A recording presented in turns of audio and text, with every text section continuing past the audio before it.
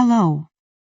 We present to you the interview of Mr. Mamuka Kuntilia in English, because Mr. Mamuka is repressed and limited in every way. Mr. Mamuka translated the mentioned video with Google Translate. Unfortunately, Mr. Mamuka does not know English and therefore had to use the mentioned method. As you know, Georgia is a small country and several people help Google Translate to optimize the Georgian language. With this in mind, there is a high probability that there will be grammatical errors in the translation, for which we apologize in advance. 52 billion GL per year. This is the annual turnover of gambling in Georgia, which is twice the budget of the entire country. After Georgian Dream came to power, gambling turnover increased 12 times. The question arises, who benefits from this profitable business? Only those in whose name this gambling game is officially registered: online bookmakers, online casinos, real casinos, or government officials. We remember that 2 years ago the Prime Minister said that we are achieving such deplorable results that we should impose restrictions. However, after this statement of Irakli Garibashvili and the imposed restrictions, the amount of money invested in gambling increased even more. Today, for the first time and only in this studio, the person who first introduced the concept of internet casino and gambling to Georgia will speak. At the beginning, he earned a lot of money, but today he is telling on the air how Nodar Fartskaladze extorted a share of this business and how Fartskaladze told him that this happened on the personal orders of Bidzina Ivanishvili. Does Ivanishvili have an interest in the gambling business, and does the ruling party receive large amounts of money from people's losses? Maka Chikladze enters the studio with this topic, and now we are going to talk with him. Maka recorded a very noisy interview, which is literally the first time an official shareholder exposes the system and shows violence against it. Maka, how did this man's terror begin and where did it happen? After the famous recordings of the Omega Group, we learned for the first time about the basement of the legendary headquarters of Nodar Fartskaladze. We also learned not only that this basement exists, we already knew about it, at least the approximate address, because this person was brought to Shartava 37 and told that their famous headquarters was there. It so happened that at the time when Nodar Fartskaladze had to put pressure on this person, he had a guest at this famous headquarters. As our respondent tells us, it was a Russian military official and therefore he could not be brought to the headquarters. Accordingly, in the surrounding area, exactly in front of Shartava 37, what the respondent told us happened in the car. Our report is based on what the official shareholder of the gaming business says, and we have, in accordance with our standard, verified all the facts and figures that he has provided us with. Maka, what is the turnover in this business? Due to this, it was worth it that Fartskaladze extorted the owner of a very small 10% share and forced him to leave these shares. 10% may not sound like a very impressive number to the casual viewer, but if you look at the numbers that show, say, the profits and turnover of this business in general, you will understand that we are talking about a lot of money here. If we consider that it was 424 million in 2011, now it has increased to 52 billion during the rule of Georgian Dream, and that's when our Prime Minister told us 3 years ago that the game should be banned after some time. Age or up to a certain age as well as advertising, but the fact is that the preventive measures introduced by the Prime Minister were not found. This was not reflected in the numbers. Effective. Because of this scale. Bringing results for whom? I don't know. This is a subject for further discussion here. After this journalistic investigation, there should be an investigation as to who can benefit, because I get the impression from this scandalous interview that a large share is going with those who make decisions in this country. Nodar Fartskaladze would be really interested in this benefit. Consequently, the representatives of the elite remain winners at the expense of the losers. In Maka Chikladze's report, you will hear amazing facts about gambling and the many millions earned from it. Where is this money distributed? Says the person who was one of the first to introduce these games to Georgia. $52 billion GL in 1 year. 2023 turned out to be the most profitable year for the gaming business. In 1 year, twice more money than the budget of Georgia was invested in this business.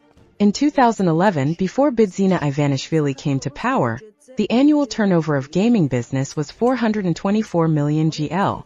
In 2023, this figure increased 12 times and reached 52 billion GL. Gambling business, which turned out to be a fatal punishment for many citizens, flourished during the period of Georgian Dream rule. Gambling for our citizens, as well as all types of television advertising of gaming businesses will be prohibited. Despite this promise of the Prime Minister, the turnover of money in the gaming business increased from 48 million to 52 billion. In this journalistic investigation, I will tell you how the government hunts to seize shares of profitable businesses. I am ashamed that Bidzina Ivanishvili and members of the current government illegally appropriated my business. Billionaire Bidzina Ivanishvili is getting rich with my work. He takes my children's money and feeds his own children like rats. This is Mamuka Kantilia, the first online casino developer in Georgia. He claims that well-known online casinos started their gaming business in cooperation with him. Mamuka Kantilia has for years owned a 10% stake in one of the biggest players in the gambling market, Crystalbet, but now he has nothing. I created this business that I have been creating all my life. Today, Bidzina Ivanishvili and her rats are eating the business I created. A man who once owned millions in property claims that Bidzina Ivanishvili's confidant Otar Fartskaladze forced him to give up his stake in the gambling business on behalf of the oligarch. If Otari gets involved in this case, who knows what will happen? I'm not telling you it will be bad now, but before Otari intervenes, Fartskaladze, maybe we can agree on something. 3 million, 5 million, how much you want to say, and maybe we can agree on something. I said no, there isn't. Kantilia had exclusive rights to the most popular gambling games in Georgia. Online casinos have announced a hunt for these games due to high demand. Finally, he got the most lucrative offer from Crystalbet. He posted his games on their platform and received 10% in return. This is also confirmed by the extract from the public register. In the statement of the Revenue Service, it is confirmed that he has received more than 1,200,000 GL as salary and dividend from the gaming company. I was paid this dividend only once by the company in 2016. And since then, I've had no contact, benefit, dividend, or information. Only pressure and only pressure on me to sell the business. The businessman says that as soon as he allowed Crystalbet to use the games, the company decided to get rid of him and stop paying the dividends due in the first stage. That is, from 2015 to 2019, Kantilia was a shareholder of a multi-million-dollar business, although after June 2016, they did not pay a share of the profits. Because of this, the businessman decided to file a complaint with the investigative service of the Ministry of Finance. The shareholder of Crystalbet says that he personally met the head of the investigative service, Lavan Kakawa, when he arrived at the agency. Kantilia told Lavan Kakawa about the incident and demanded an investigation. I applied to the financial police. They asked me everything about the case. I gave a testimony. I did everything. And Lavan Kakawa told me it's good. Go and they will contact you. As it happens, after that, one of our acquaintances, Goga Topuria, contacted me. That is, she is Lavan Kakawa's right hand. These are Otar Fartskaladze's right and left hands. The businessman who exposes Ivanishvili's entourage in seizing the gaming business says that the sent mediator spoke to him on behalf of Otar Fartskaladze. They told him that he had to voluntarily leave the multi-million-dollar business and they would give him money. The whole state machine was working against me.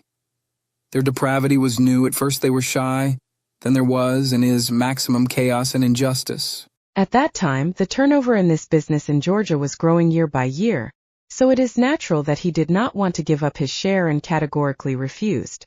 As we are told, after the refusal, the events of Otar Fartskaladze went underground and the most odious former chief prosecutor of the country appeared from behind the scenes of a business dispute. After my refusal, Otari Fartskaladze comes with his famous staff and his famous method. At first there was dialogue. You know who we are, we know who you are, and you can't go and hide anywhere. They threatened me. The owner of 10% of Crystalbet was brought to meet with Otar Fartskaladze at number 37 of Shartava. Now we will go to a famous place, he told me. And I asked, what place is it? Don't know where our headquarters is? He answered me with sarcasm. He stopped the car at this place and rang the control bell. In my opinion, based on what he said, he was told that he is a Russian general or a Russian soldier, and they did not accept me. We waited, and then Meladze himself came out. And everything happened in the car. He warned me that what I will tell you now, I will tell you alone once, and asked me loudly, "Do you understand?" There were already signs of pressure. I had no contact with criminals and the police in a negative context. When the signs of some criminal activity started, he already understood from my mood that I was very nervous and emotional. I don't know, maybe he realized that I was afraid, and maybe he preferred to be careful, I don't know. He made this decision after a rude conversation with me. I can't make the conversation public. It was very humiliating and painful for me. And it's hard for me. Then Meladze told me to go to Georgi Gakaria and he will tell you everything better, and gave me his phone number. After the pressure of the investigative service and Otar Meladze, Crystalbet shareholder Mamuka Kantilia went to the business ombudsman and asked for help. Georgi Gakaria was working on this post at that time. Kantilia says that she told Gakaria the facts of the pressure and coercion exerted on her. I met Gakaria in his office. He got up while talking and left the office several times. I think he was calling someone and discussing my issue. It was obvious that he could not give me answers without calling me, and he stopped talking at key moments. Finally, he asked me, "Are you leaving the country?" I said, "I'm not going to." "KO, go now and I will contact you," Georgi Gakaria told me. After that, Goga Topuria contacted me and continued the conversation in the same context. You can see who is involved in the case. Bidzina Ivanishvili, Otar Meladze, Georgi Gakaria. Cannot you hear? In order to survive, you have to sell this business. These were the last words of Goga Topurias at that meeting. He did not change his decision even after the second pressure, so Otar Meladze activated heavy artillery in the case. The former chief prosecutor told the businessman that Bidzina Ivanishvili was on the direct telephone line with him. Both Otar Meladze and this G. Topuria sometimes mentioned Bidzina Ivanishvili, sometimes the first one, and directly told me that I had no chance to keep the business. At that time, Mamuka Kantilia realized that if she did not give up her share, she would be physically destroyed and left Georgia to save herself. He took refuge in Spain, hoping that no one would dare to come to Europe to claim his share. He spent 3 years in exile, during which time he was the owner of a profitable business and was not paid a penny of his share. Due to this, according to the property invested in the bank, a residential apartment on Shavshavadze Avenue and an expensive car were sold. The once millionaire businessman returned to Georgia homeless and penniless in 2019. Kantilia says that the last time he was on the street, he was forced to declare defeat in the 3-year war. In the notary deed signed on August 2, 2019, it is written that 10% of Mamuka Kantilia was bought out by his partners for $1 million. According to Mamuka Kantilia, the price was much lower than the real one. I say this clearly that Bidzina Ivanishvili ruined my life, ruined my family, took over my business by force, ruined my health. Probably because of all this, I will have to be examined and treated for at least 5 problems. You have to be a strong person to withstand this pressure and stress, but unfortunately I am not strong enough to withstand this level of torture. Every word spoken by the respondent in Saturday's program was deciphered in detail. We have started verifying all the facts and investigating the persons named by our main respondent. Our respondent most often mentions Goga Topuria in the business racket. According to Mamuka Kantilia, Goga Topuria was the mediator of Otar Meladze and state agencies at the same time. Topuria confirms her friendship with the businessman. Not only do I know, but we were very close friends, our families were friends and we are still friends. The first meeting took place in your apartment in Tarknishvili, where you talked about this topic. Do you remember this day? One meeting with you took place at sea. You are talking about a story from 10 years ago? I don't remember, I don't know. Do you know Otar Meladze? I may have met him somewhere, but I don't know him. Where can your meeting place be? I don't know, maybe at work, or at my old job, where Otar Meladze and I worked together. I don't know, as far as I know, we worked together for a while. I know Kokyu, yes, he is my friend. Lavan Kakawa is one of the prominent figures in the sale of Crystalbet shares. According to Katelia, the business racket organized by Meladze started after meeting him. Now we go to Kakawa, the head of the revenue service, in the apartment owned by him. Real estate turned out to be rented. Isn't this Levin's apartment? I don't know. I rented it. From Nana. Yes, from Nana. We have two main questions with Levon Kakawa. What happened to Mamuka Kantilia's complaint? And in what status did Goga Tapuria contact the complaining businessman after writing the complaint to the investigative service? Kakawa did not want to communicate with us, and the investigative service left the written question of Saturday's program unanswered. What happened to the company whose share was given to Mamuka Kantilia? Kantilia says that after the problem started with her, the company was stopped fictitiously. All assets were completely transferred to the new company, and eventually 51% was sold to a foreign investor for tens of millions. The documents confirm that the new company was indeed created in 2015, and the operation to forcibly release Mamuka Katelia from Crystal Beth began. We contacted one of the former shareholders. The shareholder of Crystal Bet and former partner of Kantilia can be seen in the management ring of another company, which gives the businessman a reasonable assumption that the main goal of the special operation was to remove him from Sarfiani's case. Regarding Crystal Beth's share, Mamuka Kantilia going out of business, I wanted to ask Mr. Mamuka, how did that happen? Why are you asking? Because you were one of the shareholders and your name is written in the documents. I was there before and then I left. After my departure, I do not know the story of Amor, Mamuka. How come we don't have a document, Mr. Mamuka? I can't tell you. I can't comment on this topic in any case. Mr. Kantilia says that he was forced to give his share. Do you have any information about this? No, what nonsense. I know it's false information. There was no coercion. Was 10% worth $1 million? I can't talk to you about it. I wasn't responsible for it.